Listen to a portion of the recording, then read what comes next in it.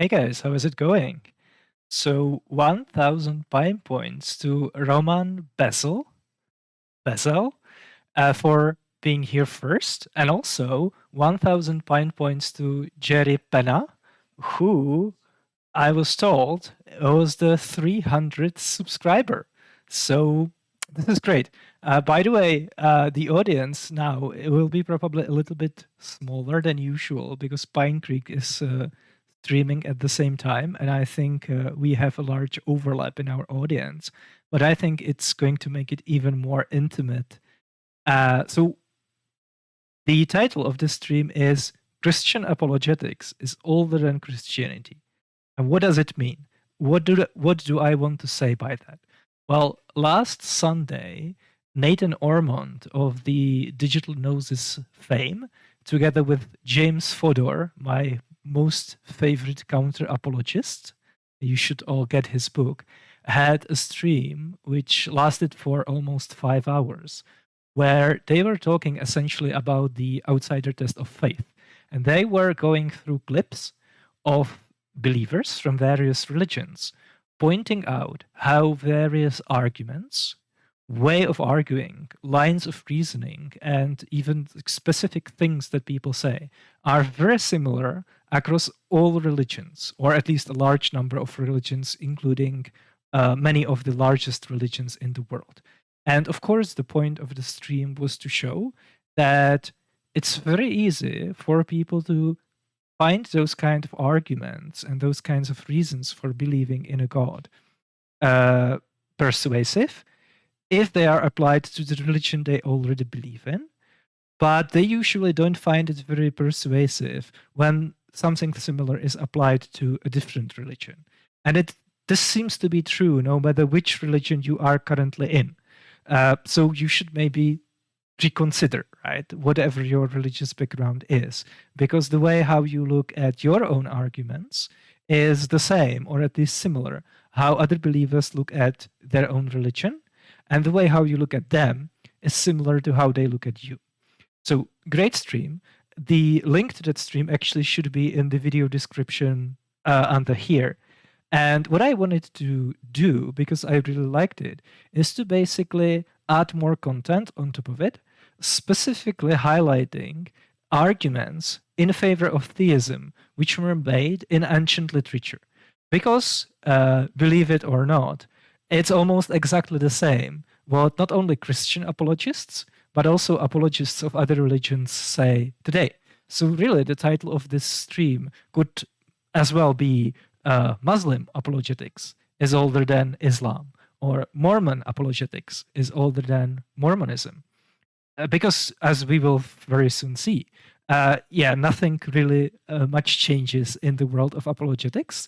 And it doesn't matter if you are arguing about Jesus in 2020, or if you're arguing about Zeus in 1st century BC, right? Specifically, a lot of the arguments that I want to show are contained in this book. It's De Natura Deorum, or I should say De Natura Deorum. There are 5 long vowels in the title, right? It was written by Marcus Tullius Cicero, and it's a philosophical dialogue about the nature of the gods, whether gods even exist, and what we can tell about them. And by the way, what's really interesting is that out of all people in antiquity, Cicero is the person that we know the best, right? So, if a Christian apologist tells you that we have so much evidence for Jesus and we can really know like what his personality was like in detail, he has no idea what he's talking about. The person that we know the best from the ancient world is Cicero. No competition, right? It would be Cicero, then a massive gap, and then other people. And this is because 2 reasons. First of all, Cicero wrote a lot of stuff, and a lot of the stuff that he wrote was preserved. So if we actually look at the amount of literature written by him that we still have, it's a lot. And if we compare it to other ancient authors, there's just a very few authors that we have as much surviving text from. One example would be Plutarch. Other one would be no, I can't think of anyone else. Galen, maybe. Yeah. So a lot of the texts by Cicero survive. This includes his speeches, both political and forensic, his philosophical works, but maybe most importantly, we have his letters. These are letters, we have several hundreds of them that he wrote to various people, and in some cases we have even replies, including replies by some famous people that everyone knows, like Pompey the Great.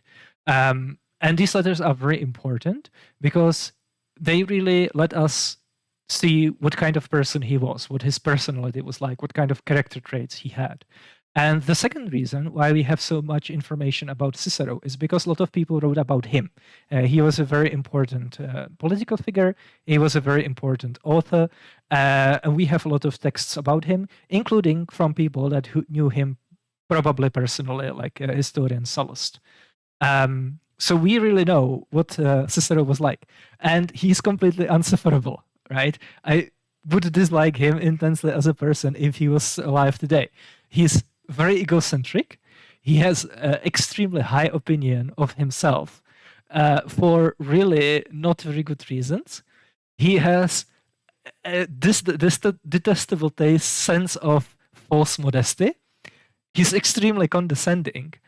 And also he's very naive, especially when it comes to his political opinions, right, and political views, especially given the political climate in which he was active. But we will be specifically talking about one of his works that's called On the Nature of the Gods. It's a philosophical dialogue. It's fictitious, but it features three speakers who existed. It's Gaius Velleius, Quintus Lucilius Balbus, and Gaius Cotta. And these three people who are engaged in a philosophical dialogue are representative of three major Hellenistic schools of philosophy, which were also very popular in Rome. Cicero was active in the 1st century BCE. So Velleius is a representative of Epicureanism, who Epicurus, of course, very famously, and his followers believe that either the gods don't exist at all, or if they exist, they actually don't interfere in human affairs. And usually, Epicureans imagined that the gods are located in basically our interstellar space in between different solar systems, which is really interesting. So they are even physically very far removed from Earth and from our solar system. They also believe that human soul is material. It's dispersed throughout the body. And without the body, without physical senses like eyes and ears, it doesn't have any sense perception. So if you don't have eyes, you can't see anything. Your soul doesn't have any perception of sight. And when you die, the soul either completely ceases to exist or it continues, but because it doesn't have any sense perception, you don't feel anything, you don't think anything. So in either case, there is no afterlife, and there certainly isn't any punishment in afterlife, right? That was one of the major selling points of Epicurus and his followers. Balbus is a representative of Stoicism. So Stoics were pantheists, so they believed that the god and the universe, the cosmos, are actually identical. And they also believe that the universe has a rational soul. So everything that happens according to a divine plan. And this universe reason is omnibenevolent, meaning everything that happens, including things that might seem bad to us, actually happens for a good reason. And the final speaker is Gaius Cotta, who was a representative of academic skepticism of the Middle Platonic Academy. So Plato very famously founded the Academy, which was basically a place where philosophers came, hang out, and talk about stuff. And there were different people in charge of the Academy after he died. And there are roughly three periods in the history of the Academy in the ancient world. and the second is called the Middle Academy. And it's really interesting that different periods in the history of the academy had quite different, sometimes radically different, view on different philosophical topics. And in the Middle Academy, the philosophers took a very sharp turn towards skepticism. So the Middle Academy is very characteristic for its skeptical views. And academic skepticism basically postulates that really we can't know anything about the gods, not even whether they exist or not, definitely not anything about their identity, about their powers, or about their nature in general. And who's also present is Cicero, who's recording it in first person, but he doesn't really participate. He just is present as a narrator in the introduction and then in the very last passage, but he is not one of the speakers, right? And what I want to highlight about this specific dialogue, maybe in contrast with the great debate today, and definitely in contrast with ancient Christian literature, is how civil and amicable the conversation is. These people have radically different views about the nature of the gods. They all obviously think that religion and belief in gods is very important, but when they discuss it, they really show a lot of mutual respect. There is a lot of friendly jabs. They kind of make fun of each other's view and stuff like that. But you can see that there is an honest skeptic, that there is an honest effort to understand the various views, right? Compare that to Christian literature, which is usually very hostile, and the opposition is depicted in very harsh terms, especially Christian heretics, right? So when early Christians write for the pagans, about the pagans, they usually have appreciation for Greek philosophy, for Greek culture and stuff like that. Because the early Christian authors were usually very, very educated, and they were, of course, educated in kind of the classical education, right? Which would, for example, include Greek philosophy. But when they are talking about Christian heretics, they are like the worst villains that you can imagine. So really, this contrast between how Cicero is presenting a discussion of these different views and how something like that would be compared in early Christian literature is really great. And I think the interesting question is, why is it the case, right? Why suddenly in early Christian literature we see so much vitriol, so much opposition, so much hostility?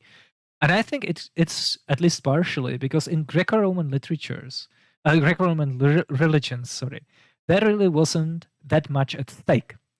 Specifically, usually there was no eternal torment.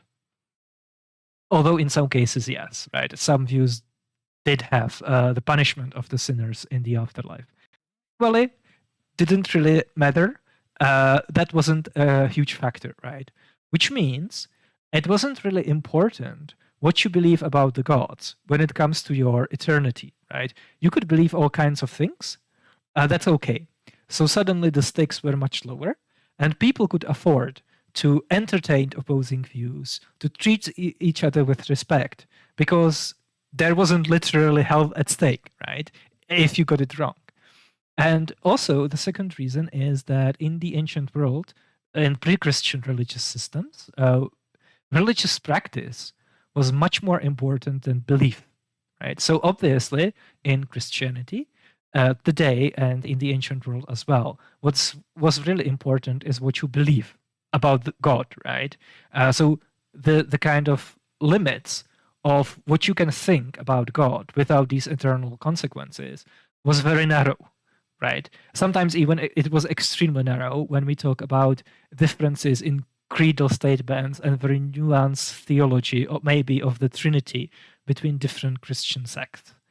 But in the traditional Greco-Roman religions, it really didn't matter what you think about the gods, what you believe.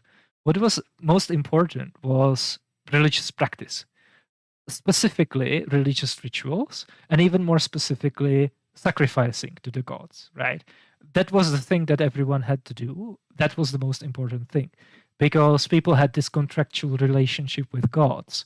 And if you don't perform sacrifices, well, then you will anger the gods. And we don't want that, do we? Right?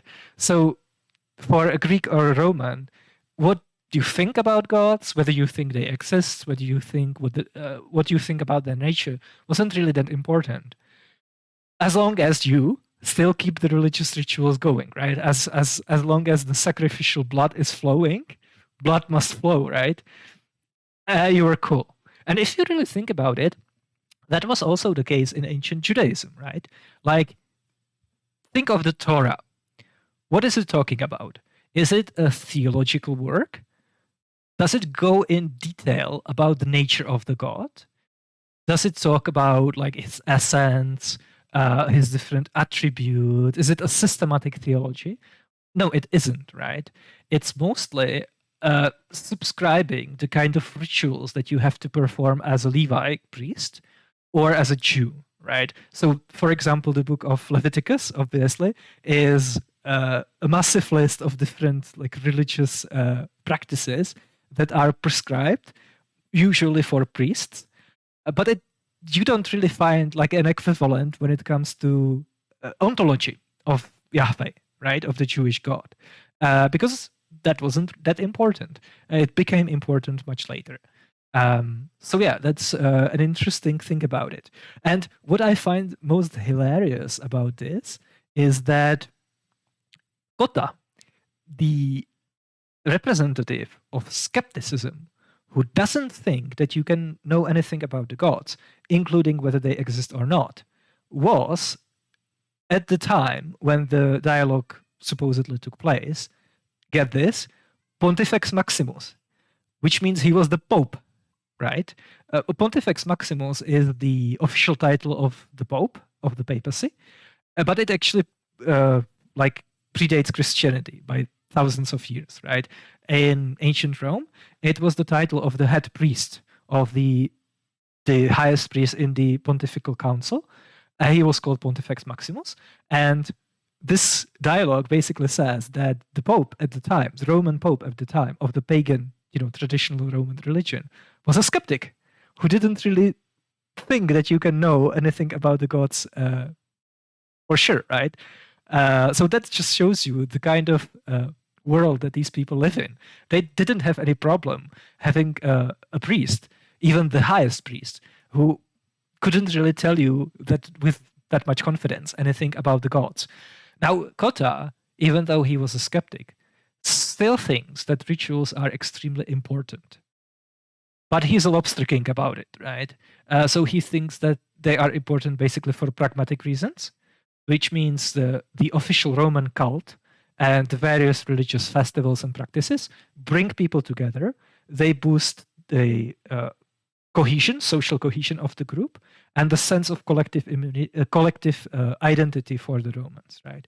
And he also thinks they are important because it's tradition, which is kind of interwoven, and we are going to see how that plays out later. So that's just an introduction. Now let's get into some of the arguments and how they are pretty much exactly identical with the arguments that Christian apologists are making today. So let's go. First, everyone's favorite fine-tuning argument, right? So here, this is a section where Balbus is talking, the representative of Stoicism. Almost all of the arguments in favor of the existence of a god or gods are made by Balbus, even though he was a pantheist, so he didn't believe in personal gods. He still believed that there is a god, namely the universe. It has a reason, so it's intelligent, it's a mind. And most importantly, it actually interferes with human affairs, and we can actually know something about it positively. So here he makes essentially the argument from fine-tuning, and he, roughly speaking, gives like three different areas of evidence in favor of fine-tuning. The first one is about celestial, astrological, astronomical, or like heavenly phenomena. So for example, in this passage, he gives several reasons for why I think that gods exist. And he says the second reason is the great advantages which we enjoy from the temperature of the air, the fertility of the earth, and the abundance of various benefits of other kinds. And later he says his fourth cause, that the strongest, is drawn from the regularity of the motion and revelation of the heavens, the distinctness, variety, beauty, and order of the sun, moon, and all the stars, the appearance only of which is sufficient to convince us there are not the effects of chance. They are not the effects of chance, as when we enter into a house or school or court and observe the exact order, discipline, and method of it, we cannot suppose that it is so regulated without a cause, and must conclude that there is someone who commands and to whom obedience is paid. Sounds exactly like Ray Comfort, right? So this is the argument from look at the trees. They are so beautiful and complex, and surely like everything in nature is designed specifically for us. So the temperature of the air in the atmosphere is finely tuned for our existence. And if it was just a couple of degrees off, we would all either freeze or burn, right? So surely that must be a product of intelligence. That can't just be a pure chance, right? That can't be a coincidence that the atmosphere is just the right temperature for human bodies, right? And later in the second paragraph or the second passage, he talks about the regularity, the order of the heavens, right? So that like the moon and the sun are revolving around in like a regular orbits, and the amount of time is the same and stuff like that. So surely that must be a product of a design, just like a house, right? Or a school. That's essentially the tornado in the junkyard analogy. So, when a tornado passes through a junkyard and it assembles a Boeing 474, that can't be a coincidence. There must be a designer behind it, right? Similarly, the heavens are so complex and complicated, and they are so regular in what they do, that surely that must be a product of the intelligence. So the second area of evidence that he gives for fine-tuning is nature, specifically plants and animals. So he says, for example, with regard to animals, do we not see how aptly they are formed for the propagation of their species? Nature, for this end, created some males and some females. Their parts are perfectly formed for generation, and they have a wonderful propensity to copulation. So this is basically arguments from penises and vaginas, right? And he gives like a lot of examples of different parts of animals and how they are perfectly suited for their environments. Like fish have gills and stuff like that. But I obviously picked this because it's the spiciest. But here he basically says, surely it can't be coincidence that male and female who need to procreate just happen to have penises and vaginas that like fit together really well, right? So there must be something behind it. And later on, he says, what makes it evidently appear that there is nothing in this fortuitous, but the work of a wise and foreseeing nature is that those females which bring forth many young, as sows and bitches, have many teeth, and those which bear a small number have but a few. So this is the argument from tits. Again, like, isn't this just an amazing coincidence that animals that have a lot of offspring, the females have a lot of tits, and the ones that have only few have few, right? So boobs. Am I right? Of course, these people didn't really have any conception of biological evolution, so they couldn't explain it. For them, that was just amazing evidence for design. Even though, that being said, Epicureans actually do seem to think about evolution, and they essentially have like an evolutionary framework. And that's because, Epicureans need to explain everything around about this, right? There is one amazing epic poem, it's a didactic poem by Lucretius, De Natura Deorum, De Rerum Natura, on nature, essentially, where he basically summarizes the content of Epicurean thought in a poem, in a poetic structure, right? So it's essentially it's essentially a textbook of Epicureanism, but it's a poem. And this is one of the best sources that we have for what Epicureans thought.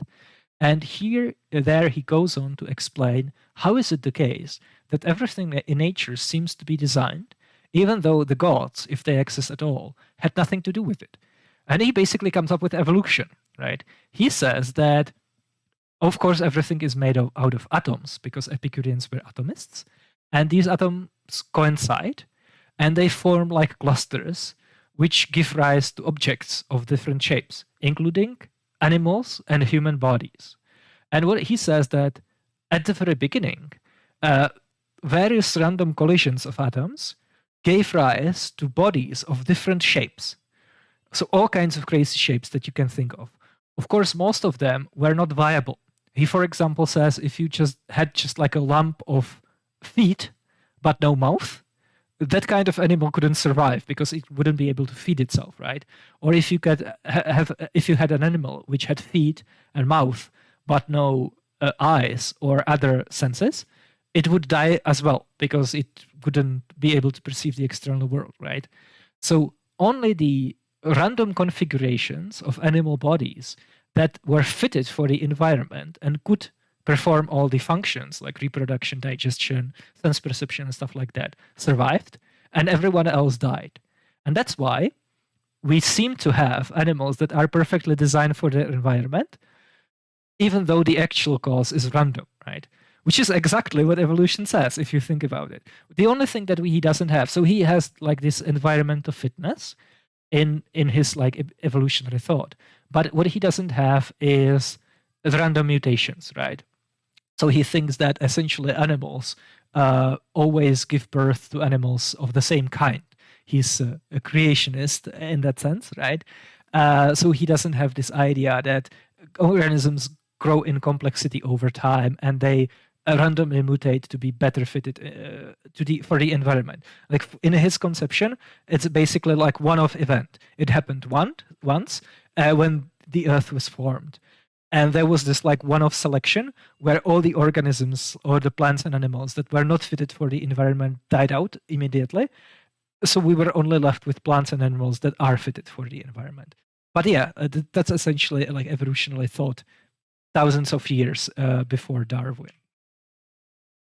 And then the third, let's say, array of evidences that are given for fine-tuning is human anatomy, right? So Balbus says, the senses, which are the interpreters and messengers of things, are placed in the head, as in a tower, and wonderfully situated for their proper uses. For the eyes, being in the highest part, have the office of sentinels, in thus discovering to us objects.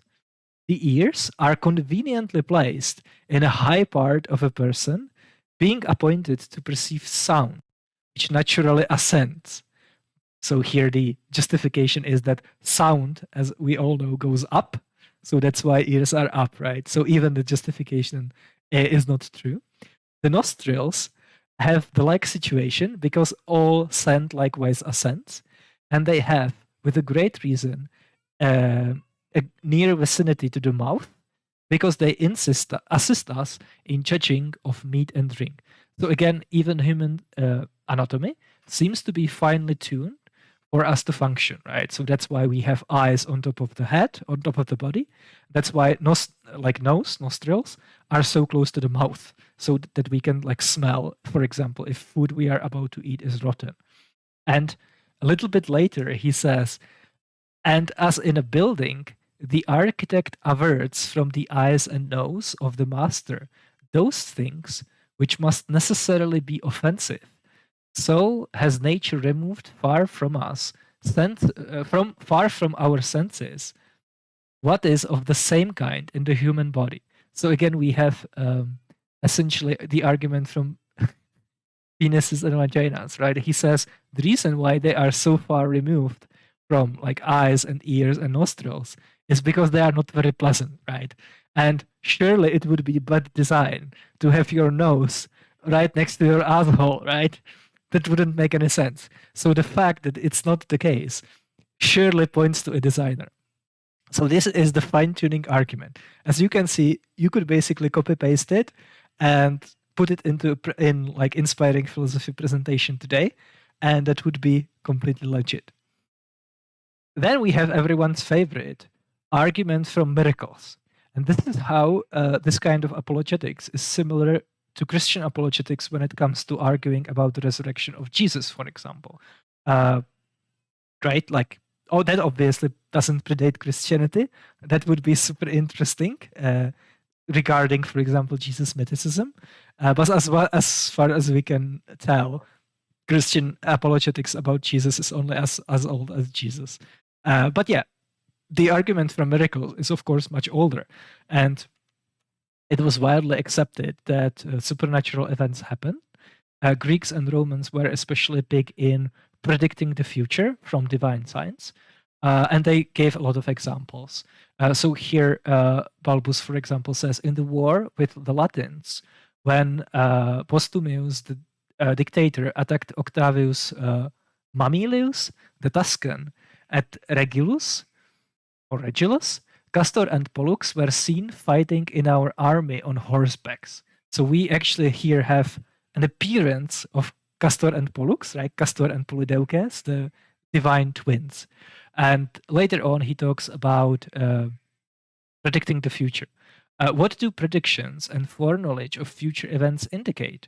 But that such future events are shown, pointed out, portended, and foretold to men, from whence they are called omens, signs, portents, and prodigies. And he says, and is not the art of the soothsayers divine? And must not everyone who sees that what innumerable instances of the same kind there are confess the existence of the gods? For they who have interpreters, meaning the gods, must certainly exist themselves. Now, there are interpreters of the gods. Therefore, we must allow there are gods. So this is like really dumb argument. It's basically dumbness squared, because not only he's saying that there are various events from which we can predict the future. He says gods have interpreters. There are people who interpret the future and the will of the gods. And if there's something that has an interpreter, that must exist, right? So therefore, gods exist. That's basically the argument, like, there are priests, therefore there must be gods. Because it couldn't be the case that priests are just priests of nobody, right? It doesn't really make any sense. And a little bit later, this is what I love. He says, the frequent appearances of the gods, as I have before mentioned, demonstrate their regards for cities and particular men. So it's not only the case that the gods exist and that they manifest. We can even tell by the specifics of their manifestations, their appearances, their revelations, that they take care of particular cities and individuals. Because that's, of course, very prevalent in these accounts, right? They tell you about an outcome of a specific battle. They, for example, appear to specific individuals and stuff like that. And in the dialogue, Balbus actually gives a lot of different examples. What's maybe a little bit different about this when compared to Christian theology is that, and Christian apologetics, is that because of the centrality of Jesus' death and resurrection, Christian apologists focus on quality of the evidence. So they will, for example, argue that the sources for the resurrection are very early. They will want to say that we have multiple independent sources and stuff like that. This is not really what we see here. Instead, these ancient authors went for quantity. So they were trying to flood the audience with a large number of examples of these supernatural events. And that should motivate the reason for thinking that there are actually legit, that gods exist, right? So that's maybe a little bit different. Then we have the good old confirmation bias, right? So again, Balbus says, it may be said perhaps that all predictions were not accomplished because, of course, they had to deal with predictions of the future that didn't come through. And about this, he says, we may as well conclude that there is no art of physics. He means medicine, because all sick persons do not recover. The gods show us signs of future events. If we are occasionally deceived in the results, it is not to be imputed to the nature of the gods, but to the conjectures of men. So again, there are some fake supernatural events, but that doesn't follow from that all supernatural events are fake, right? And just because the prophets sometimes got it wrong, it doesn't mean that there are not legitimate prophets who actually receive divine revelation, right? And if you don't get it, that's not because gods don't exist. It's because you're stupid, right? It's your fault. You misinterpreted it incorrectly. Again, you can basically copy-paste it and put it in some apologetics presentation today. You wouldn't have to change anything about it, right? So that was confirmation bias. Then we have kind of argument from popularity, or maybe how Randall Rouser would put it, the argument from like universal revelation. It's basically the idea that some kind of spiritual experiences are just so common around the world that surely there must be something behind it, right? Like people of all cultures have them. They are independent across all like space and time and stuff like that. So Balbus, 2000 years ago, says, all nations agree that there are gods. The opinion is innate, which is really interesting, and, as it were, engraved in the minds of all men. The only point of dispute among us is what they are, their existence. No one denies. So argument from popularity, right? The belief is very common, so surely there must be something behind it. And here we have a really interesting take, and that's the idea that the belief in God is actually innate. We are born with it, right? So sounds like Romans. What is it, Romans 9 or Romans 10, where Romans 9, Romans 10, where Paul says that everyone actually already knows that God exists. Not just any God, but Yahweh specifically. So that's interesting as well. Then we have an amazing argument. This is something that, for example, T-Jump needs to deal with all the time. And that's the idea that personhood must come from a person. Here, Balbus is quoting Zeno, who was the founder of Stoicism, which is the philosophy that he is defending. So Zeno says, nothing that is destitute itself of life and reason can generate a being possessed of life and reason. But the world does generate beings possessed of life and reason. The world, therefore, is not itself destitute of life and reason. So here it's basically the idea that personhood can't come from something that isn't a person itself. Immaterial mind cannot come from a material brain, right? How many times have we heard that? Life cannot come from non-life. Again, you can just copy-paste it and put it into mouth of Ray Comfort, and that would be completely the same. That's, of course, the fallacy of composition, right? Just because an effect has some property, that doesn't necessarily mean that the cause also must have this property. And here we have an interesting spin, because we have to remember that Balbus is arguing for Stoicism, which is pantheistic. So they actually they identified the world, the cosmos, with the God. So here is an interesting spin, right? He says that, well, we know that in the universe there are minds, and because a cause of a mind must itself be a mind, and our minds are produced by the cosmos, they are produced by antecedent causes in the world itself must have a mind, right? So you can take this argument and you can use it to argue in favor of pantheism. We are going to see more similar arguments like that. And we are actually going to see them right now. So this is the ontological argument. That's basically the argument that God is the greatest conceivable being, right? So, for example, the argument advanced later by Anselm of Canterbury, I think in 11th century, if I'm not mistaken.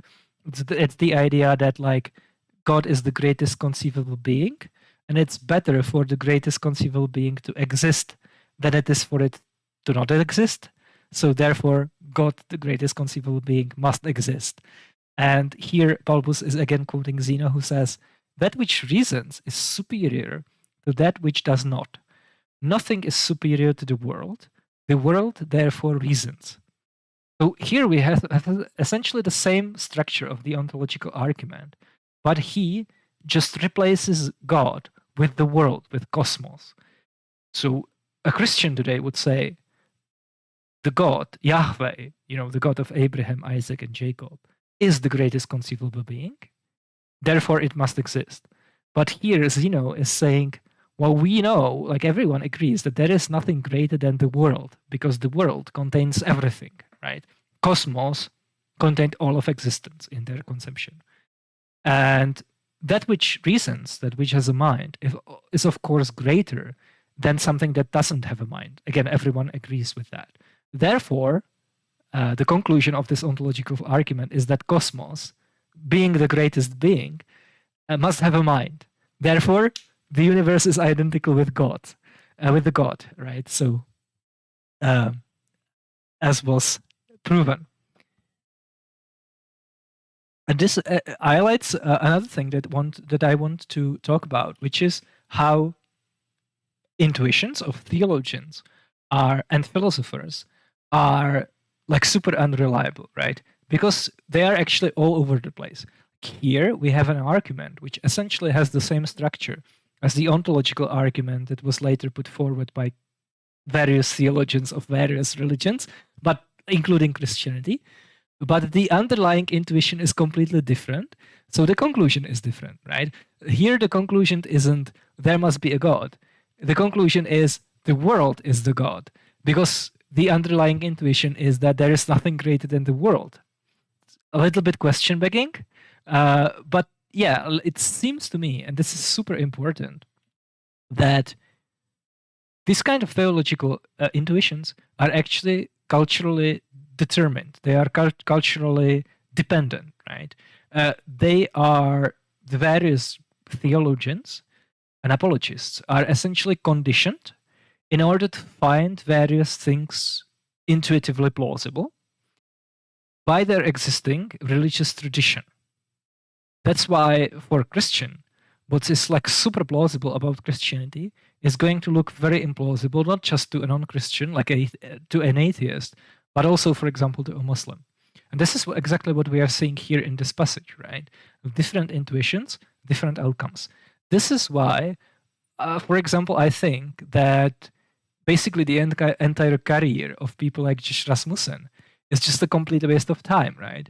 Because if you actually drill down to what he's saying, it basically all boils down to his various philosophical intuitions, right? And he's kind of saying to us, intuitions happen to line up, then you should accept all these different conclusions that I have for you, because they follow like deductively necessarily, usually, or at least probabilistically, via various inferences that I'm making. But to me, this doesn't really have that much value, because I think his intuitions are probably incorrect, given how like the wide variety of different intuitions that we see in different religions, right? And I also think that the reason it's not a coincidence that the various intuitions that he has line up with Christianity, with the Christian theology, right? I think he has those intuitions because he was essentially conditioned into having them by his existing Christian worldview. And again, someone like Zeno is going to have a different set of intuitions, and he can plug them into essentially the same structure of similar arguments, and it's going to give him a completely different outcome, right? So again, he says, for example, by the same rule, the world may be proved to be wise, happy, and eternal, for the possession of all of these qualities is superior to the want of them. Again, it's better to have them than not to have them. and nothing is superior to the world. That's the key intuition, right? That I think we can all agree with, right? Including Christian apologists. The inevitable consequence of which argument is that the world, therefore, is a deity. Pantheism, am I right? Like, can we all agree? Can we all now be pantheists? Muslims? Hindus? And then later on he says, it is certain that the world is most excellently perfect, nor is it to be doubted that whatever has life, sense, reason, and understanding must excel that which is destitute of those things. It follows then that the world has life, sense, and reason, and understanding, and consequently, it is a deity. So this is just basically the argument from, like, the ontological argument with the cherry on top, which is if you plug in different intuitions, you get a completely different result, right? Okay, what do we have next?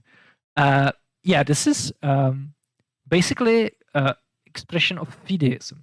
So not only do we have various arguments in favor of theism, we also have an expression of fideism. And here, interestingly enough, it's actually expressed by Cotta, who is the skeptic. So the skeptic who doubts that we can know anything about the gods, nevertheless still believes that the gods exist. He just takes it on faith.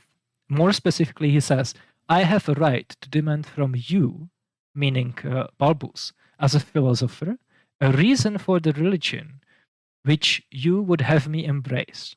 But I must believe the religion of our ancestors without any proof.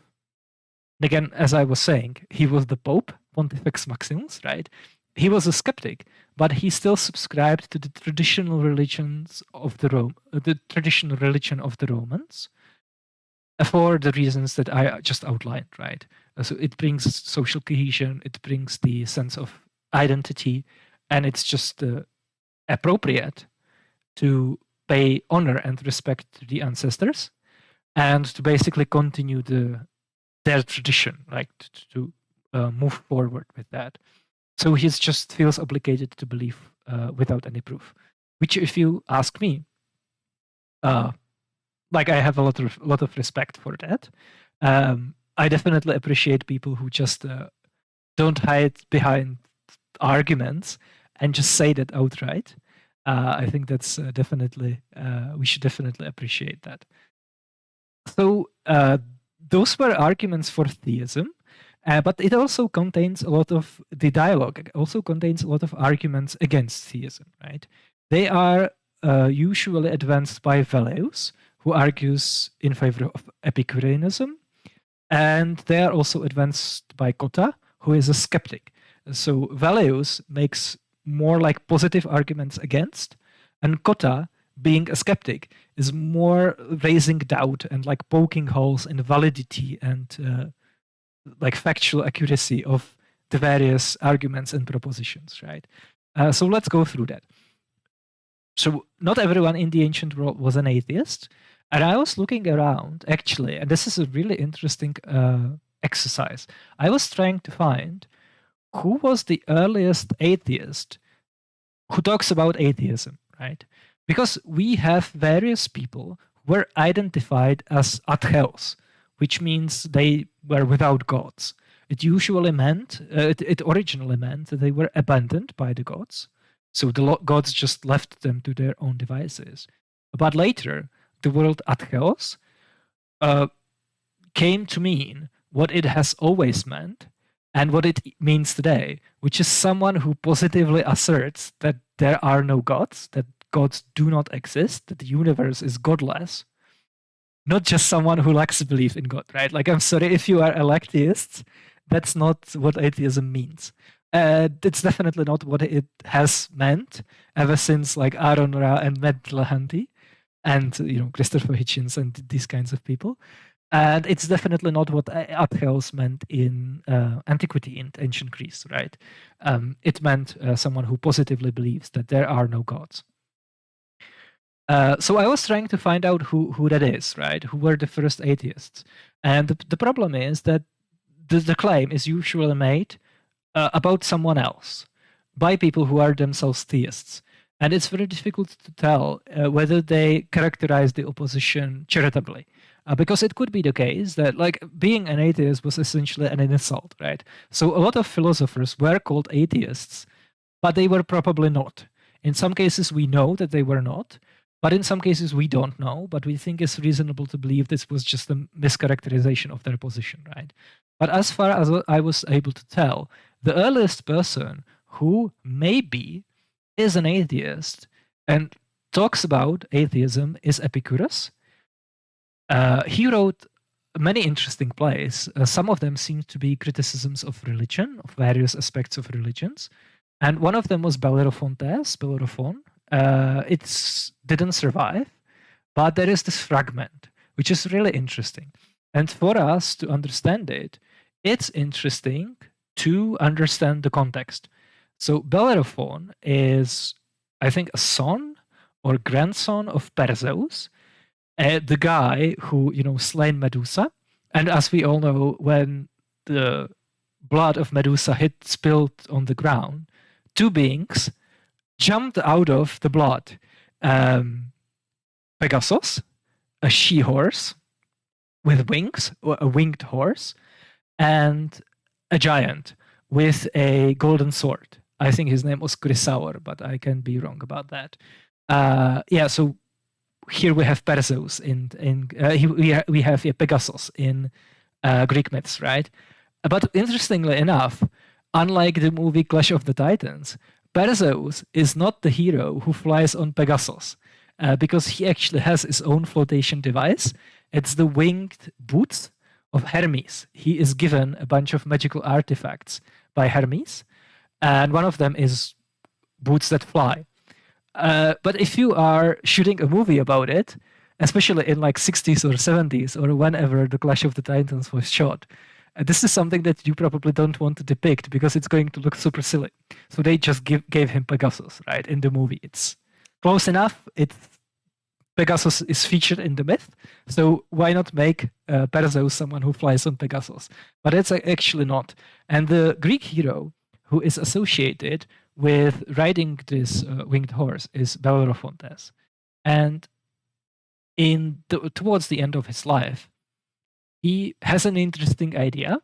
Okay, I have a winged horse, so I can technically reach Mount Olympus, right? Because normally Mount Olympus is inaccessible to humans. It's on, the assembly of the gods is on top of a mountain, which is unscalable, or at least it was unscalable in antiquity. And actually, as far as I know, Mount Olympus was actually the peak was first reached by people in like 19th century, right? So people were definitely not climbing there in antiquity. It would be very difficult for them to do that. But, Bellerophon has Pegasus, so he can just fly there. So he basically tries to become a god by just flying to Mount Olympus and showing up in the assembly of the gods. And Zeus obviously doesn't like it. He thinks this is hubris, this is pride, and this is exceeding your natural limitations as a human.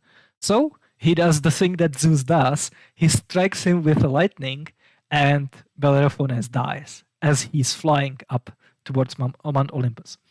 And that seems to be the case. That seems to be the plot of this play. And this is a dialogue, or more specifically, a monologue that Bellerophon is delivering. This is what he's thinking about. This is what he's talking to himself about as he's flying up Mount Olympus. And he basically expresses atheism. He's wondering whether the gods are really there, whether they exist, as he's flying up Mount Olympus to meet them. And it seems that his conclusion is that there are not. And not only is he expresses atheism pretty definitively, he's also giving some arguments for atheism. He says, is there anyone who thinks there are gods in heaven? There are not. There are not. For anyone who wishes not to be a fool and trust some ancient story, look at it yourselves. Don't make up your mind because of my words. And I absolutely love it. Not only is he basically expressing atheism, he's just telling people, don't trust authorities. Don't believe it just because I tell you. Look into it yourselves, right?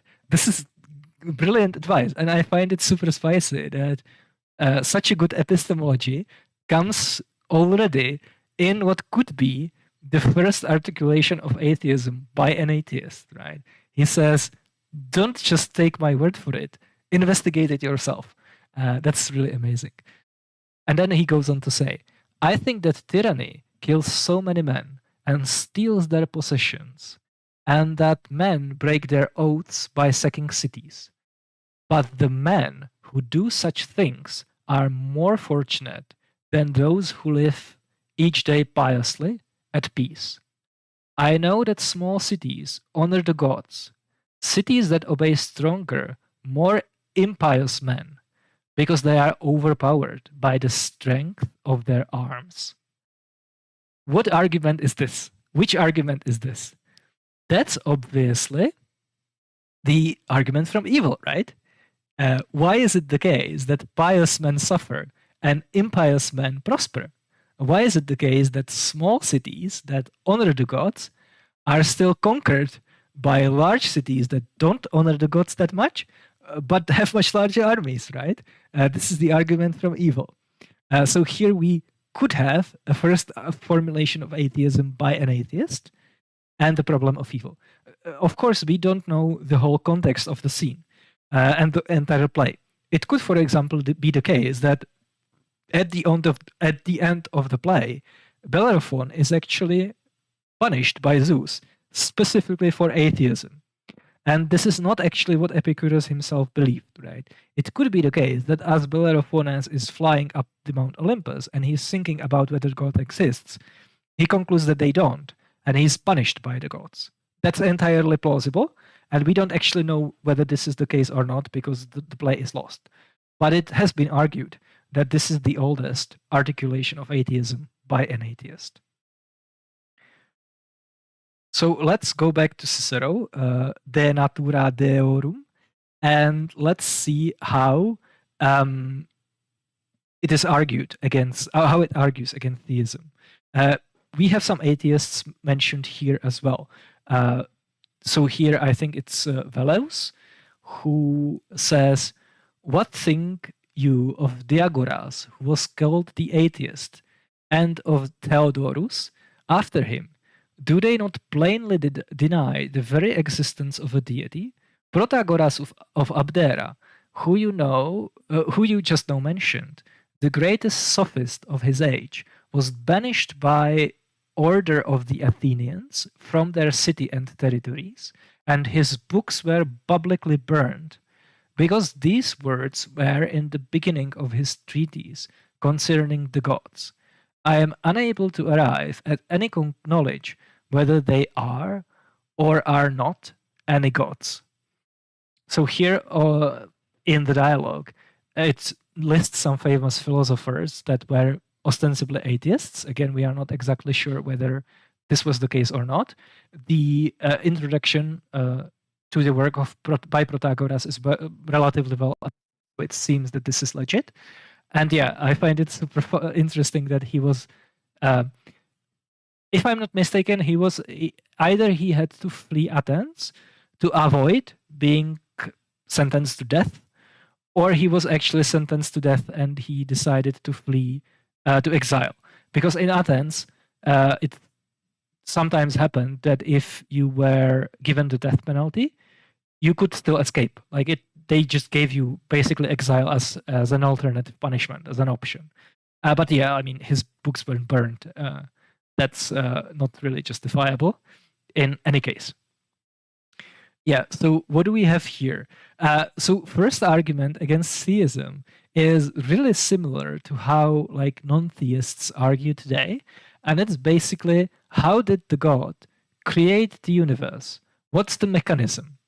And the underlying idea is that theism is fundamentally a really bad explanation because it doesn't say anything about a mechanism, right? It's just a vacuous explanation. It doesn't really has any explanatory power.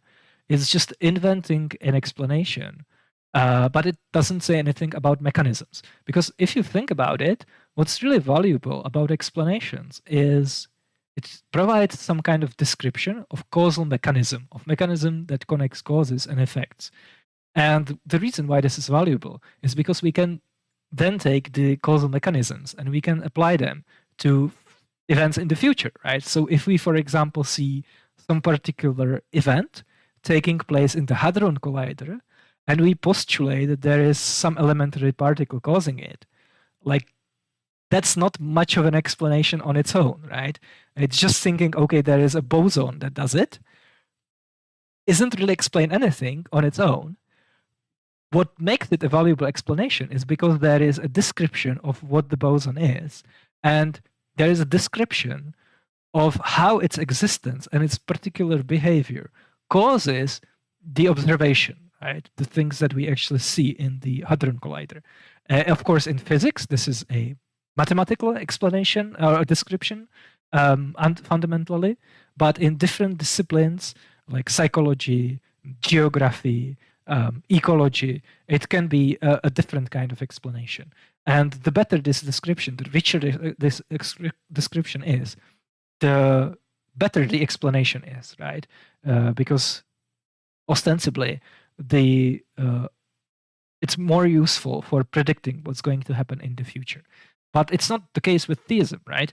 God is just asserted as an explanation, but we are given no description about how he actually functions.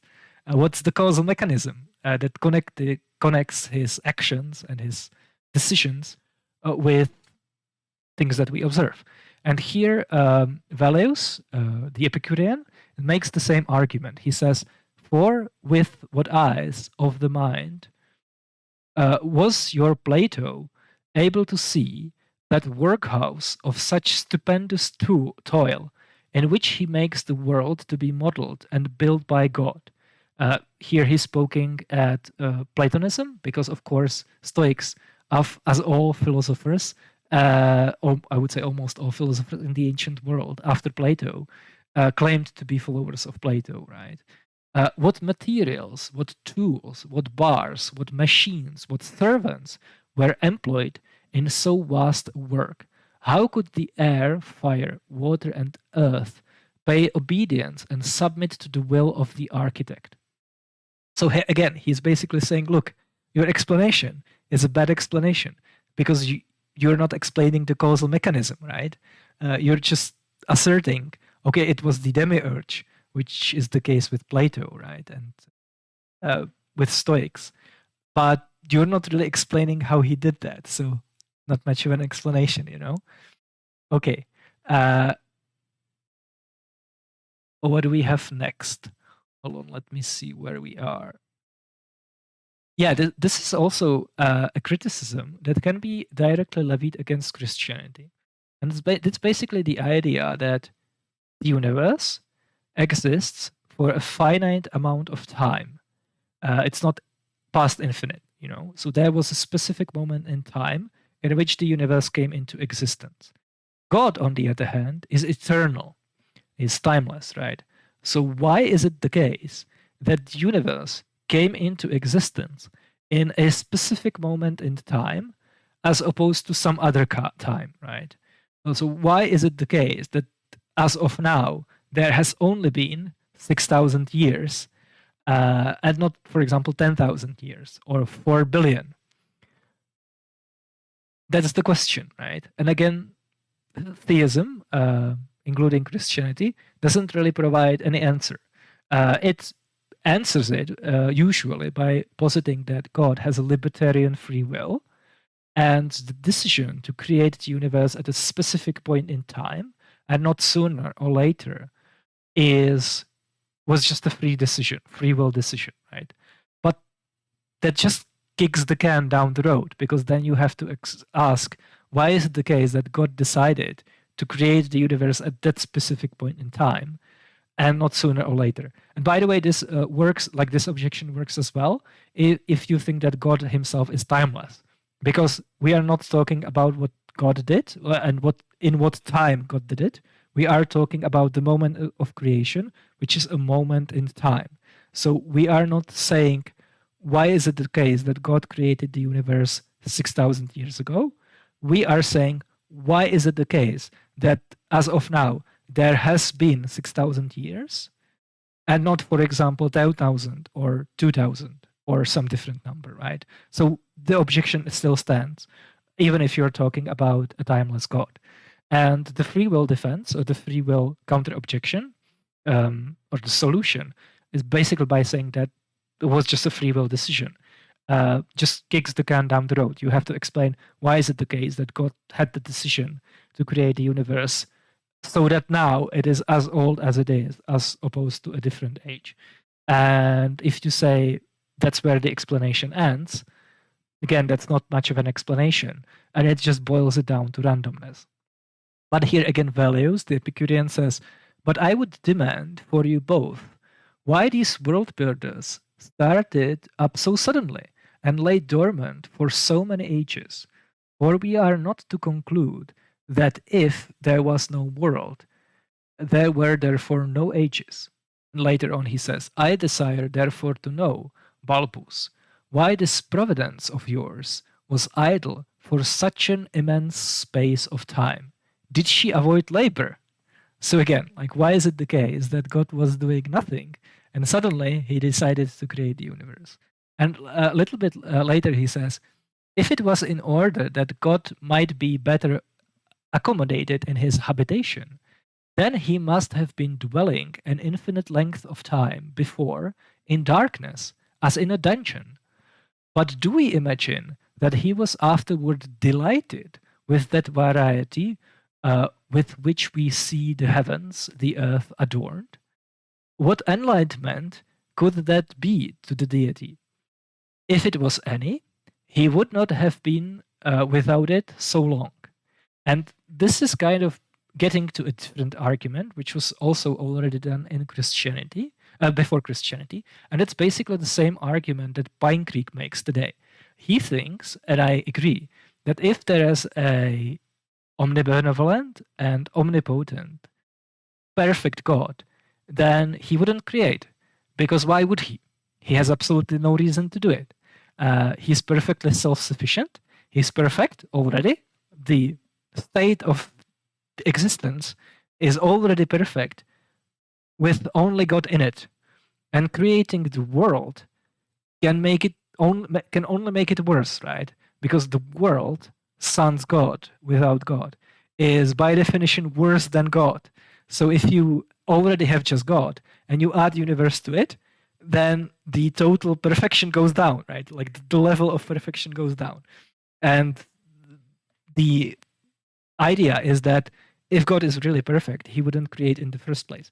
And here this is expressing a similar idea. It's basically saying, was it the case that existence was deficient before the universe was created?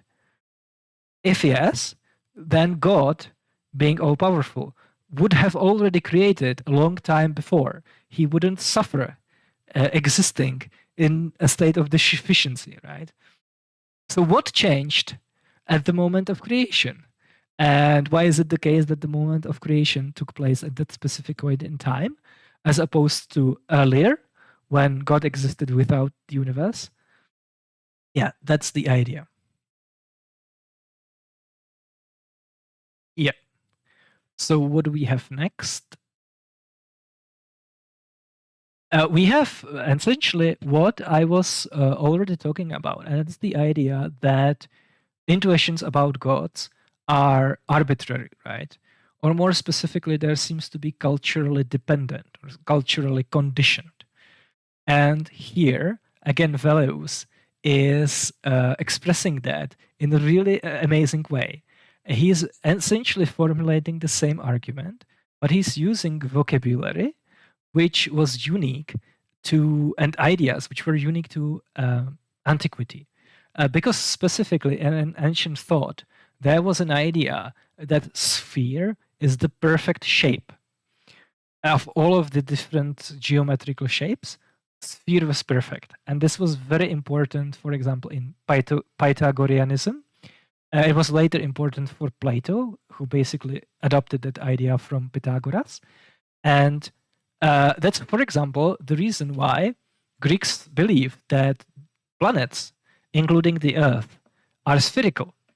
It wasn't, at least initially, based on any observations. It seems to be the case that it was first believed, not because it happens to be the case that the Earth is a sphere. It was believed because that's the perfect shape. And of course, you can't have Earth as a sphere, as a cube, for example, because that's much less perfect of a shape, right? It has to be a sphere because sphere is perfect. And then they discovered we were correct all along, right? I'm sure that boosted their confidence in their other philosophical speculations massively. But here Valleus is basically saying that this kind of intuition is pretty arbitrary. He says, at present, I must express my surprise at the weakness of those who endeavor to make it out to be not only animated and immoral, but likewise happy and round. He's talking about the universe, right? Or specifically the Earth. Because Plato says that is the most beautiful form, whereas I think a cylinder, a square, a cone, or a pyramid are more beautiful. So here he's basically making fun of that idea. He's saying, well, you think your intuition is that the sphere is more beautiful, where I think the pyramid is much more beautiful. And I am here today to tell you that he's correct. Pyramids are definitely more perfect than spheres. Yeah, so again, that's the idea that these different intuitions are pretty arbitrary. And again, this is something that, for example, T-Jump needs to deal with all the time. And which basically get us to a different point, which is the idea that by the time this dialogue was written, the way how gods were depicted in epic poetry was antiquated. It was out of accord with moral intuitions of people of the time. So if you think about Homeric epics, for example, or just Greek mythology in general, gods are very human. First of all, they have human bodies. They eat, they drink, they bleed. You know, gods can't be killed. They are immortal, but they can be wounded and they can bleed. They sleep, for example. It's actually possible to lull them to sleep and they wake up the same way how like Odin, for example, wakes up in the first Thor movie. And then, of course, they have all the different like human vices. They, for example, have sex, they rape, they abduct people, both men and women. They smite people, stuff like that, right? They are humiliated sometimes, sometimes by other gods, sometimes by even mortals. But when this like poetic tradition was being developed, this was probably considered to be morally acceptable. Like when Homer lived, it was probably completely okay for men to rape women, right? But by the first century, human conception of morals developed, and it was no longer plausible for gods to behave this way, because gods are supposed to be blessed, supposed to be morally perfect. And you can't be morally perfect if you rape people. Come on, right? So by the time Homer was composing his epics, gods were blessed mostly because they were immortal. They didn't have to worry about dying. But by the time Cicero was writing, gods were considered to be blessed because they were morally perfect, and like raping and like fighting each other, for example, was not considered morally perfect, right? So obviously there was massive criticism and doubt about this Greek mythological tradition. So we have it expressed here, again, I think by Velleus. Thus far, I have been rather exposing the dreams of dotards than giving the opinions of philosophers. Not much more absurd than these are the fables of the poets. Here he's talking about, Homer, Hesiod, who owe all their power of doing harm to the sweetness of their language, who have represented the gods as enraged with anger and inflamed with lust, who have brought before our eyes their wars, battles, combats, wounds, their hatreds, dissensions, discords, births, deaths, complaints, and lamentations, their indulgences in all kinds of intemperance, their adulteries, their chains. Here he's referring to a specific story in the Odyssey. Their amours with mortals, and mortals begotten by immortals. So again, he's basically criticizing the poetic tradition by saying, look, what you believe about the gods is crazy. It's inconsistent with an all-loving being. What does this remind you of? I think if we look at the Old Testament, we can actually see that Yahweh, the God of the Old Testament, is very similar to how the gods are depicted in Homeric epics, right? And in the Greek epic tradition. And this is what like non-theists are, and specifically non-Christians, and I guess non-Jews as well, are complaining about today. It's that the God of the Old Testament specifically is a moral monster. But we don't even have to go there. Like, I don't need to talk about eating burritos, right? Or whatever the meme is. I don't have to go through condoning slavery and various genocides and stuff like that. I can just look at how Yahweh in the Old Testament is depicted pretty similarly to how Zeus is depicted in Iliad, right? And so, for example, God can be provoked to anger or to jealousy. Deuteronomy says, they made him jealous with strange gods, with abhorrent things they provoked him. He can be actually calmed down. He calms down over time. So one day he might be angry, but over time he's not angry anymore. Jeremiah, for example, says, I will not be angry forever. That's obviously God speaking, right? He can change his mind. You can actually barter with him, right? Like, you can bargain with him. In Genesis 18, Abraham bargains with God about the number of people who are righteous in Sodom and Gomorrah. Or in Jeremiah, we says, if that nation concerning which I have spoken turns from its evil, I will change my mind about the disaster that I intend to bring on it. So here we have a God who changes his mind. He says, if this happens, if people do this, I will just change my mind. And I'm not going to do something that I originally intended to do. Again, this is something straight out of the Iliad. He is surprised sometimes. Sometimes he's disappointed. Something happens which is not what he expected. Again, a very human attribute, and something straight out of the Homeric epics. He says, for example, when I expected it to yield grapes, did it yield wild grapes? That's from Isaiah. And here in this parable, it's talking about the nation of Israel as if it was a vineyard. So God expected the nation of Israel to behave a certain way, but it actually behaved a different way. God can be limited, which is really interesting. In Psalms, not that many people know about it. Yes, again and again, they tempted God, and they limited the Holy One of Israel, right? Then in Jeremiah, it, for example, says, they have also built the highest places of Baal to burn their sons with fire for burnt offerings to Baal, which I did not command or speak, and it did not come into my mind. So here we have an instance of people doing something, not only which God didn't command, it didn't even enter his mind. He didn't even think about it. Just like appreciate it, right? People did something that God didn't anticipate. Again, that's a very human attribute that wouldn't be out of place in the Odyssey. Like Odysseus, for example, doing something that was not anticipated by Zeus, right? God has regrets.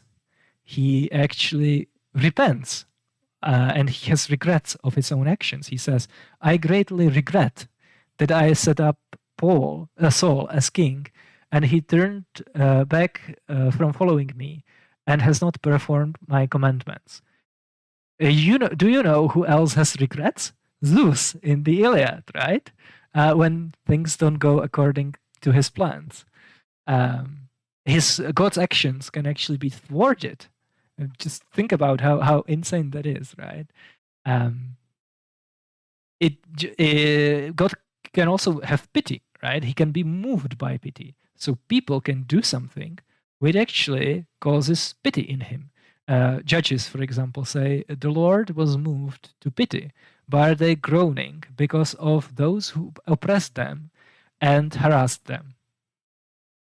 So again, that's really interesting. And the last two examples are examples of God needing to gather information. So God actually learns to know, he tests to know, he performs specific actions in order to gain knowledge, in order to gain information, right?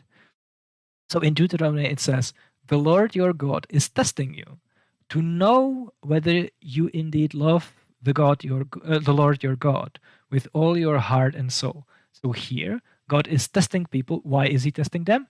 In order to learn something which he not yet knows, right? If he already knew it, what's the point of the test? And in Genesis 18, a very famous passage, God says, I must go down and see whether they have done altogether according to the outcry that has come to me. And if not, I will know. This is talking about Sodom and Gomorrah, right? So here, some information got to Yahweh, some hearsay, some stories about people committing evil in Sodom and Gomorrah. So you have to imagine God as a monarch, as a king in his celestial court, and just as a king in ancient kingdom, would have people coming to the court and telling him information about what's happening in his country. Here, someone, maybe an angel, comes to God and he informs him about something that he hasn't yet known. And that's what's happening in Sodom and Gomorrah. And God says, that sounds interesting. I have to actually stand up and I have to go there in order to see whether what people told me is actually correct or not, right? And if it's not correct, then I will know. So God learns to know. And you know who else learns to know? Well, gods in Homeric epics. And of course, if you are a Christian, then you are going to say that this is just metaphorical, right? This is just an anthropomorphic language. Of course, it says that God searches to know, that God can be angry, that God can have regrets. But that's not what it actually means. That's anthropomorphism. Well, as we all know from our systematic theology textbooks, God is eternal. He is pure actuality. He doesn't have any, we cannot predicate about him. He doesn't have any attributes. He's identical with all his properties. And when it says that God, for example, changed his mind, that's not really what it means. That's the counter-apologetic, right? Well, interestingly enough, the same counter-apologetic existed already before Christianity. So as I was talking about just now, the actions of gods in this Greek and Roman mythology, by the time the dialogue that we are talking about now, for example, and all kinds of other works were written, were already considered massively implausible. It was very implausible for gods to rape, to be angry, to fight each other, these kinds of things, right? But there were several different reactions that people have to it. Some people outright rejected the mythic tradition. Most famously, Plato, right? He completely rejected Homer and Hesiod. He thought that these people were basically villains, and he wanted to excise them from his ideal state. But the opposite reaction was allegorical interpretation. So just like Christian today, and I guess Jews today as well, interpret these Old Testament passages as actually meaning something different than what the plain reading is. This was already being done in antiquity to these Greek and Roman myths. And it was actually done very early on. Allegorical interpretations, for example, specifically of Homer, are attested very early. They date at least to 6th century, which means they are actually represented in one of the earliest Greek writings that we have. And here, the similar allegorical interpretation of these different myths is offered by Balbus, who is a Stoic, and he's interested in defending this kind of epic tradition. He says, "For they, our ancestors, were persuaded that whatever was of great utility to humankind must proceed from divine goodness, and the name of the deity was applied to that which the deity produced. As when we call corn Ceres and wine Bacchus, whence that saying of Terence. Terence was a Roman poet. Without Ceres and Bacchus, Venus starves." So what does it mean? Well, if you don't have bread and wine, you're not going to have a very good time romantically, right? So you kind of need these things if you maybe want to seduce someone. And the idea is that people, when they were talking about bread, they could call it Ceres, which was, of course, the goddess of agriculture. When they were talking about wine, they call it Bacchus. And when they were talking about love, they called it Venus. That was kind of a poetic expression. And then he says, "And any quality also in which there was any singular virtue was nominated a deity, such as faith and wisdom, which are placed among the divinities in the capital." So this is essentially a allegorical interpretation of the gods. So he's essentially saying, okay, look, if Homer or Virgil is talking about gods having like arms and legs, walking around, falling asleep, waking up, having sex, giving birth to people, or to each other, because there were, of course, generations of gods. The poets don't want to say that this is actually going on. They don't want to say this is actually true about the gods. They are just talking metaphorically, right? They are talking allegorically. And here is like one allegorical interpretation of that. So again, that's straight out of a modern Christian apologist who could very well say something like that about these Old Testament passages that we were talking about. But again, just to reiterate, by the time this dialogue was written, the intuition about what's appropriate for the gods to do changed completely, right?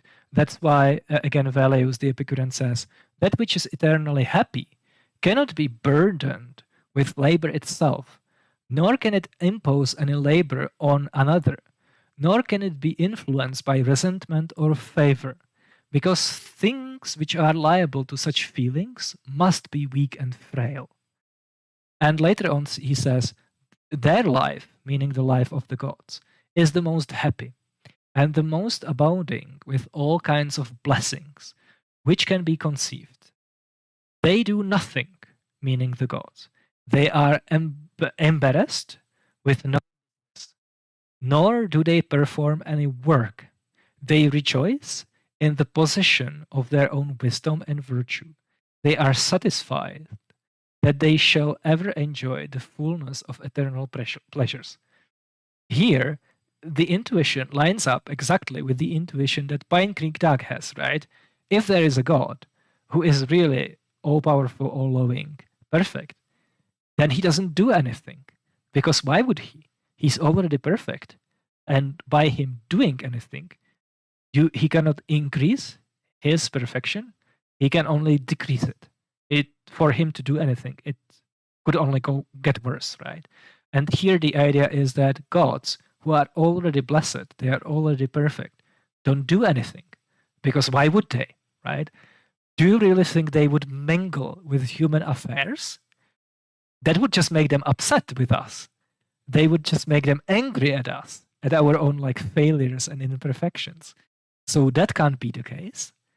Again, it's really interesting how these different intuitions play differently.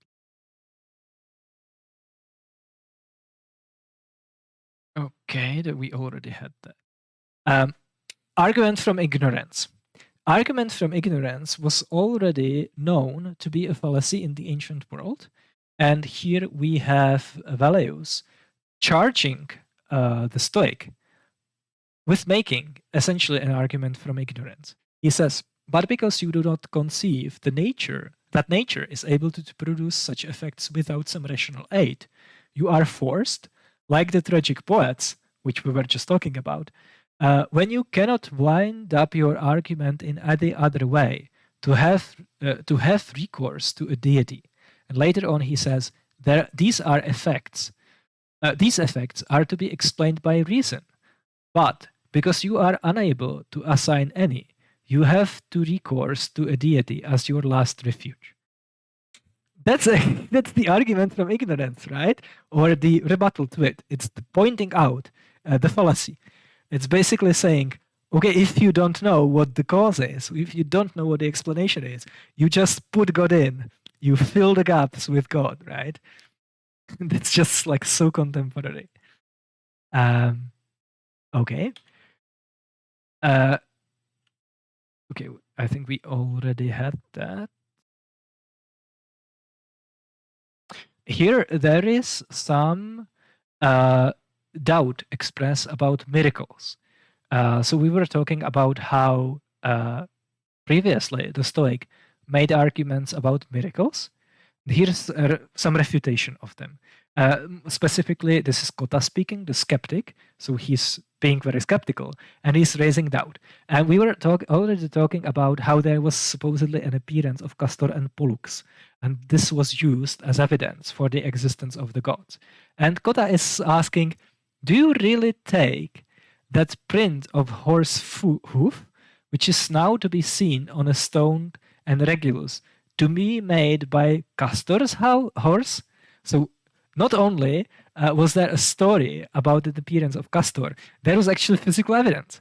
There was a print of a horse hoof that was shown, and that was supposedly by the horse, made by the horse that the god Pollux was riding.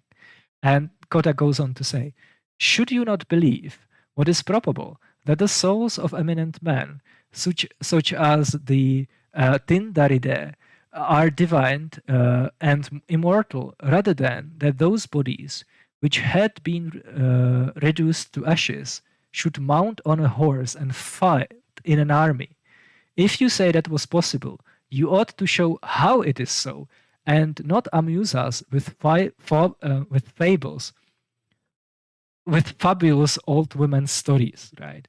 So here he's basically expressing doubt, and it seems for him to be really implausible that these men who were already dead would just show up to fight again, right? He actually thinks it would be more plausible for them to have immortal souls and live forever than it is for them to appear to people and intervene in battles. And he calls this evidence, this testimonial evidence, and even physical evidence, fabulous old women's stories, which again wouldn't be out of place in a debate between a Christian and maybe an atheist about the resurrection of Jesus. Let's move on. We, of course, have the outsider test of faith. That was already a thing in antiquity.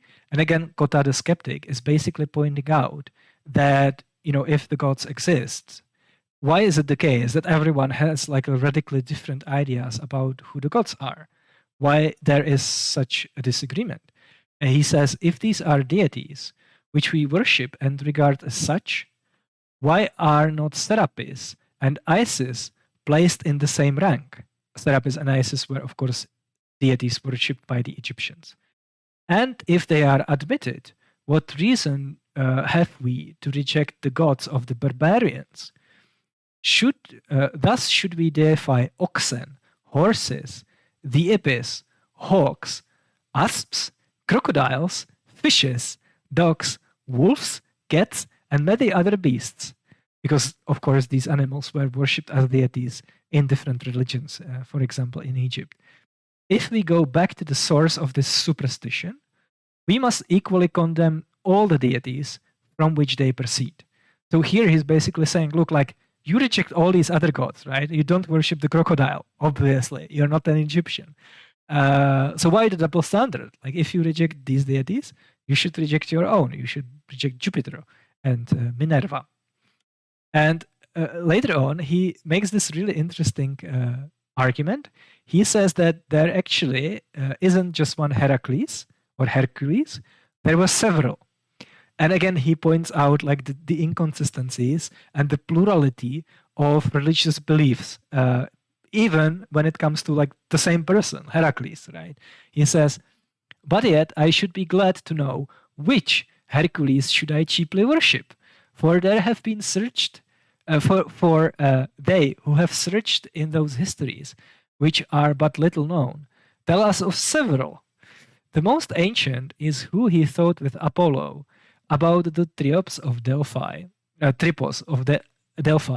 and is son of Jupiter and Lycito, and of the most ancient Jupiters too, for we find many Jupiters also in the Grecian chronicles. So not only there were several Heracleses, there are also several Jupiters, which is super spicy because, of course, Jupiter should be the highest god, right? So we would think that he should be only one, Jupiter Maximus Omnius. The second is the Egyptian Heracles, who is believed to be the son of Nilus and to be the author of the Phrygian characters.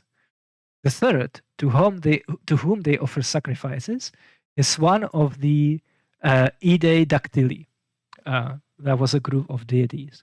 The fourth is the son of Jupiter and Asteria, the sister of Latona, chiefly honored by the Tyrians, who pretend that Carthage is his daughter. The fifth, called Belus, is worshipped in India. The sixth is the son of Alcmena by Jupiter, but by the third Jupiter, for there are many Jupiters, as you shall soon see.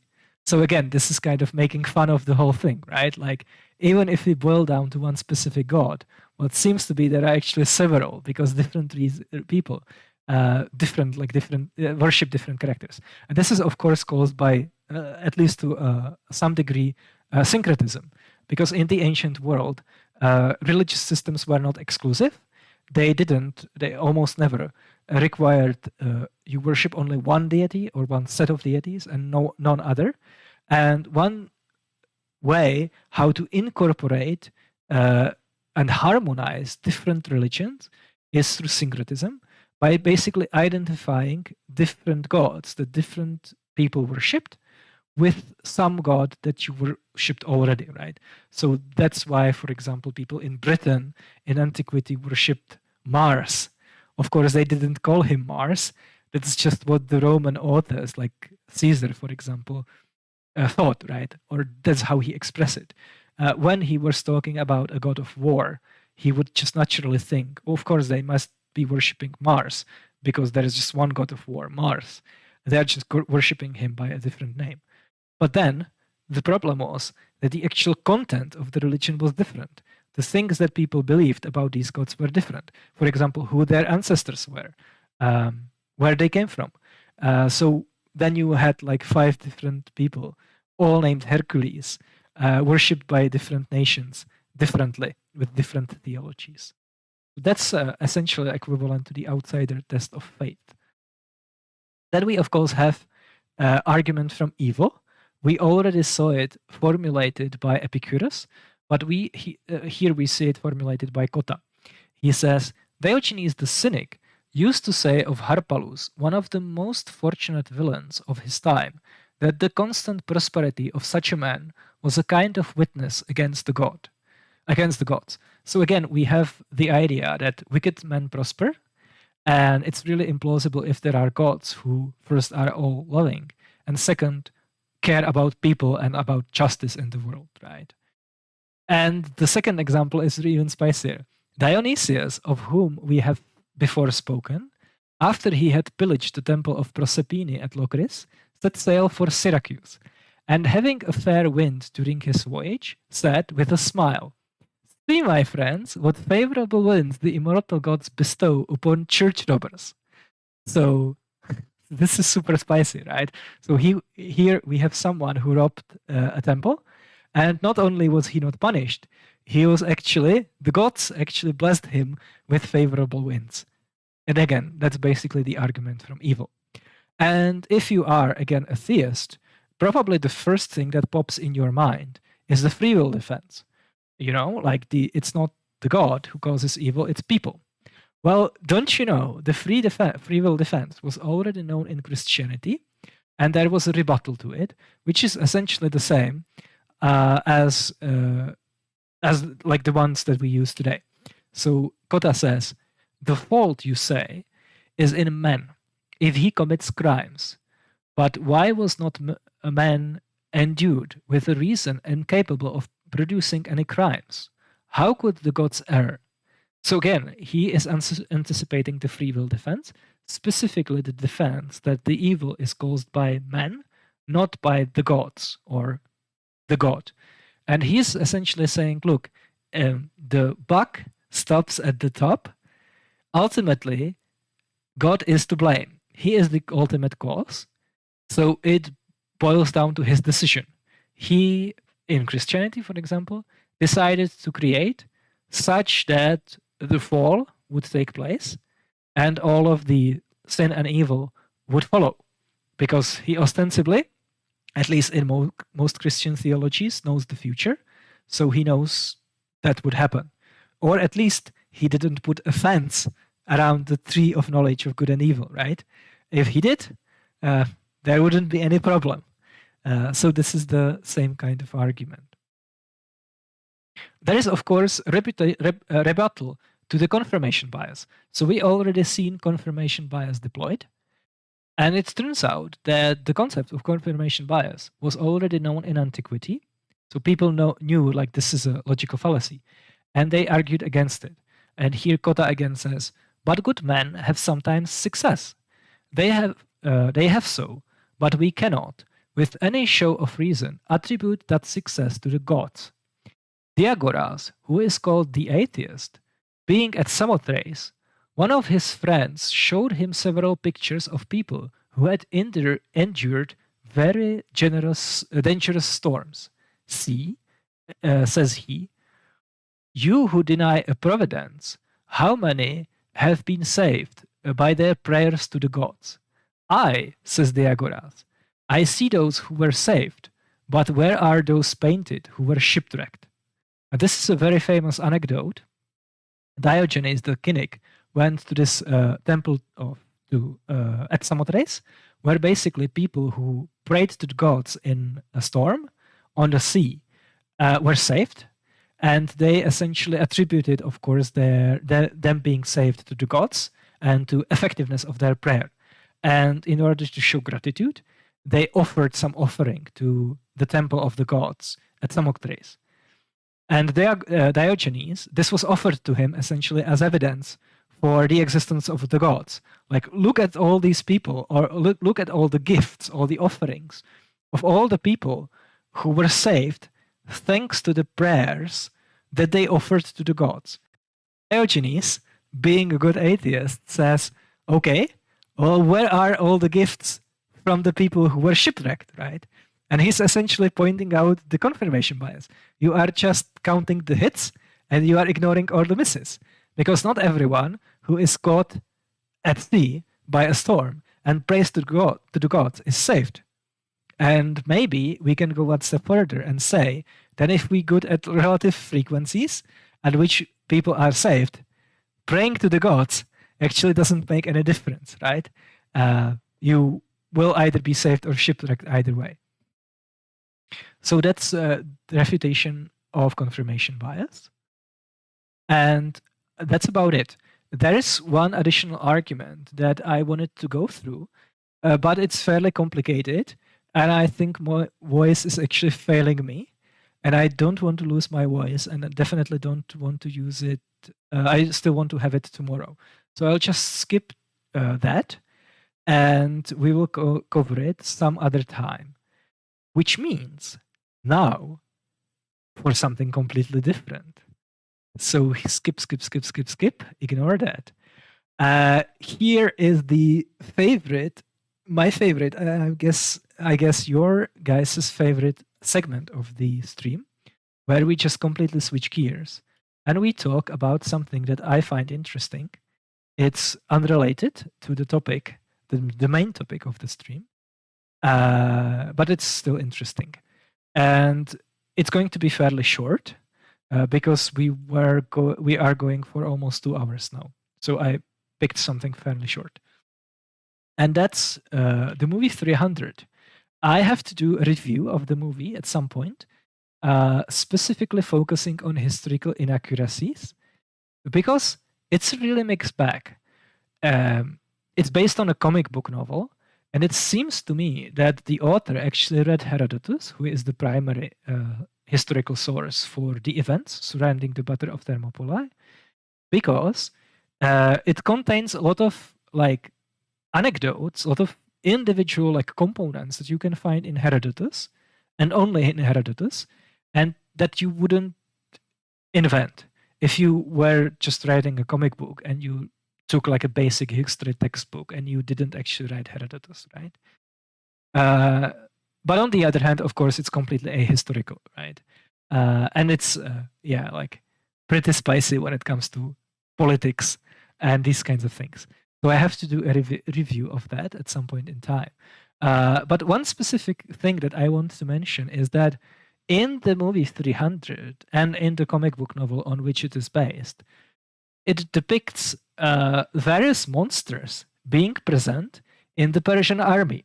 And there is, for example, this guy, and there were some other, like there was a guy that didn't have arms, and he had like blades instead of his arms, and he was in charge of executing the various Persian generals who led the initial unsuccessful attacks against the Greek troops, right? Because if you are a guy who has like blades instead of arms, that's the obvious like job for you, being an executioner. That just makes sense, right? And that's an application that writes itself. And interestingly enough, this isn't complete bullshit. That's not a complete invention by the comic book. I think it's Miller, right? Miller is the author of the graphic novel, right? And it's not the invention of Zack Snyder, the Christian Randian objectivist either. It seems to have some support in ancient sources. There is specifically this depiction of the aftermath of the Battle of Platae. So it's not the battle at Thermopylae, it's the Battle of Platae. It's a battle that Greeks actually won. And in the movie 300, it's depicted at the very end of the movie, when it turns out that the whole movie was actually a narration by one of the survivors, the only survivor actually, of the Battle of Thermopylae. And he's telling us, he's essentially narrating the events of the battle to his fellow soldiers before the Battle of Platae. And the movie closes at a shot of the Greek army just charging against the Persians. And interestingly enough, this has a historical basis. I think there were 2 Spartans who survived the battle at Thermopylae. One of them had like an eye infection, so he were basically let go because he couldn't fight. And if I'm not mistaken, there's one other guy. And that one other guy was actually present at the Battle of Platae. So it's plausible he like told stories about the Battle of Thermopylae to his fellow soldiers before the battle. And he was actually considered very undisciplined because he was so ashamed that he didn't die at the Battle of Thermopylae that he tried to overcompensate by being like very courageous. And he specifically had a death wish. He tried to die, he tried to be killed with honor in combat at the Battle of Thermopylae, at the Battle of Platae, sorry. But the problem is that because he was this overzealous, he basically charged out of the phalanx line and ran towards the Persian army and to like seek fight and glorious death in battle in order to basically compensate the shame of him not dying with his fellow Spartans at the Battle of Thermopylae. But he was criticized for this. Because, of course, if you are a Greek army of hoplites and you are fighting in a phalanx, the last thing that you want are people breaking that formation by just like running forward against the Persian army, right? So that's just one interesting factoid about ancient history. But what I'm really interested in this is the depiction of the Persian camp, which was looted by the Greeks after the Battle of Platae. So the Greeks, of course, won. The Persian army retreated, and they left behind all kinds of things. Specifically, they left behind the entire Persian camp. And this is actually one of the literary tropes. Ancient authors very often indulge themselves in depicting the kind of riches, like amazing luxury that the Persians lived in, which was discovered by soldiers after a victorious battle against the Persians when a Persian camp was captured. It's all over ancient literature. It's a stereotype. So every time someone wins a battle against the Persians, there is this description. They actually captured the camp. There is this description how it was like full of amazing, exotic, oriental things and full of wealth. It's not only the Greeks fighting against the Persians, it's later also in Roman historiography depicting Roman wars against the Neo-Persian, the Sassanid Empire, right? So here Herodotus says, they, spreading all over the camp, found their tents adorned with gold and silver, and couches gilded with silver plated, and golden bowls, and cups, and other drinking vessels. And thus they found on wagons, in which were seen cauldrons of gold and silver. They stripped from the dead who lie there their armlets and torges, and golden daggers. As for the embroidered clothing, it was disregarded. So again, here we have this almost absurd, like over the top of description. Everything was golden, there was just gold lying around. It's like an Indiana Jones movie or like the DuckTales, right? Like breaking into Max Scrooge's treasury where everything is just covered with gold and there is like gold lying around everywhere, right? But then there is this really interesting passage a little bit later. Long after these events, many of the Plataeans also found chests full of gold and silver and other things. Because of course they did, right? Like every time basically a Persian moved, they were just golden chests falling off him. That was the stereotype. Moreover, when their bodies, which the Plataeans gathered in one place, were laid bare of flesh, a skull was found, of which the bone was all of one piece without suture, right? Like without these things without basically like different skull bones. And then he goes on to say, a jawbone also came to light, in which the teeth of the upper jaw were one whole, a single bone, front teeth, and grinders, and one could see the body of a man 5 cubits stature. Giants. Giants are real. They are historical. Again, Genesis is definitely correct because the Persians had giants in their armies, right? This is physical evidence. This is what Herodotus says. And he, if I'm not mistaken, he was as removed from these events as the gospel authors are from the gospels, like roughly. It would be a couple of decades. It wouldn't be like centuries, right? So here we have his eyewitness testimony, more specifically him saying that they were eyewitnesses of giants in the battlefield. But what's really interesting is this can't actually be Persians, because Herodotus elsewhere says, how high was the highest soldier in the Persian army?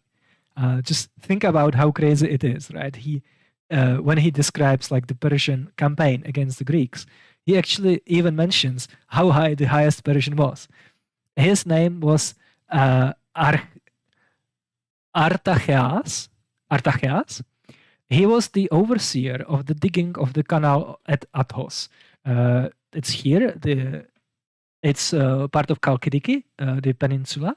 And basically the idea is that where Xerxes was campaigning in Greece, when his army was on the move against Greece proper, he tried to build, I'm not sure if he completed it, but I think yes, an artificial channel through this like small peninsula at Athos. And the reason why he did that is because at the tip of the peninsula there was the Athos mountain, and one of the previous expeditions against Greece was actually unsuccessful because the fleet was sunk by a storm at this specific point. And there were like very treacherous waters, and it was very difficult to sail safely around the peninsula.